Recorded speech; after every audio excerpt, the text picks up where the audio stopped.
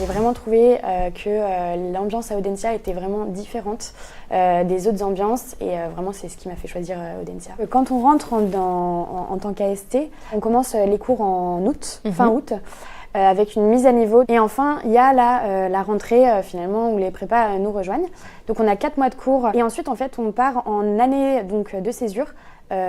Donc en entreprise. On se dit que c'est bien qu'ils partent en entreprise assez tôt parce que selon les cursus pour les trajectoires AST, tout le monde n'a pas beaucoup d'expérience professionnelle et c'est important d'acquérir rapidement ces expériences professionnelles avant de rentrer sur le terrain de la spécialisation métier. Et statistiquement, ce qu'on observe, c'est qu'environ 50 à 60% viennent d'un cursus éco-gestion au sens très large. Il y a environ 25%, un peu plus, un peu moins selon les années, de juristes. Et puis vous avez ensuite des philosophes, des mathématiciens, des géographes, des historiens, des facs de lettres, LEA, enfin bref, un peu partout. J'ai ressenti aucun souci sur l'intégration.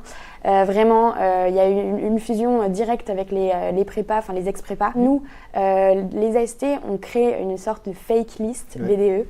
Donc ça, c'est pas mal aussi parce que ça nous permet finalement de créer un petit peu notre association. Vu que l'entrepreneuriat chez nous commence en 2e année sur le S3, il y a plus de 1000 étudiants qui sont formés à l'entrepreneuriat tous les ans. L'intérêt du cours d'entrepreneuriat, c'est de se dire, finalement, traditionnellement, on forme à contrôle de gestion d'un côté, la finance de l'autre, le marketing, la stratégie, de manière cloisonnée.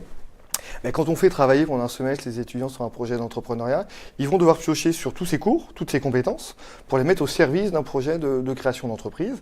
Et d'ailleurs, tous les ans, il y a des étudiants qui vont chercher leurs premiers clients en fait, sur ce terrain-là.